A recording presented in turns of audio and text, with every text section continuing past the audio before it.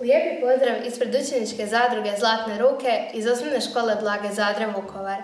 Ja sam Lucija Lukić. A ja Josipa Zovko. Naša zadruga osnovana je 2006. godine i od tada aktivno i uspješno djeluje kroz 6 sekcija. Vrijedne ruke, likovna skupina, ekolozi, mladi tehničari, origami i kreativna skupina. Vrijedne ruke bave se izradom dekorativnih predmeta različitim tehnikama, oslikavanje svile, izrada nakita, izrada svijeća itd. Likovnjaci i kreativna skupina raznim likovnim radovima uljepšavaju unutrašnjost naše škole. Ekolozi u svome radu recikliraju otpad, izrađuju sapune, meleme za usne i sl. Redovito sudjelujemo na županijskim smotrama, na kojima postižemo dobar uspjeh te osiguravamo plasman na državnu smotru zadruga. Organiziranjem sajmova i izložbi prezentiramo radove svih sekcija, te tako promičemo ideju zadrugarstva i potičemo učenike da se aktivno uključe u rad zadruge. U sklopu naše školske zadruge je i sekcija Vrijedne ruke koja se bavi izradom uporabnih predmeta i ukrasa. Odlučili smo se za izradu cvjetova jer cvijeće kućama daje posebnu toplinu. Budući da u svako doba godine nema svježeg cvijeća, mi smo se odlučili za izradu cvjetova uz pomoć termokalupa. Ovo je nova tehnika koja nas je odmah zainteresirala i zaokupirala, te smo s pomoć kalupa i most gumija izradili brojne predmete koji se ove godine nalaze na našem štandu. Budući da imamo kratko vrijeme za prikaz praktičnog rada, pokazat ćemo vam izradu cvijeta za šnalicu.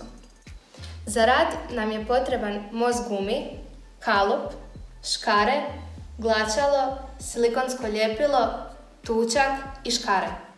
Nakon što smo pripremili sav potreban materijal, uzimamo kalup te njegovu veličinu režemo po most gumiju.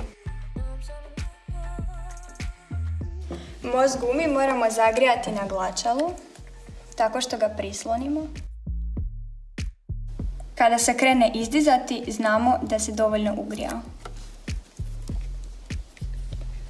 Nakon što se most gumi ugrijao, stavljamo ga u kalup te ga dobro pritišćemo kako bi dobili oblik cvijeta. Kada smo dobili željeni oblik, režemo po tom istom obliku. Nakon što smo ga izrezali, režemo do početka, do tučka, te ga spajamo kako bi se lakše savio i dobivamo unutarnji cvijet u koji ide tučak.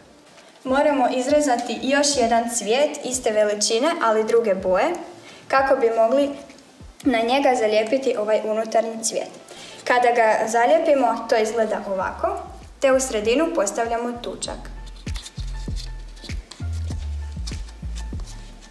Donji dio žice koji nam ne treba odrežemo. Nakon što smo izrezali cvijet, stavljamo ga na šnalicu.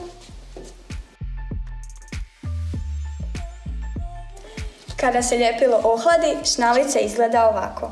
A ovogodišnje cvjetove zalijepili smo i za košarice, cvjetove u kaliću, olovke, rajfove i druge materijale i predmete.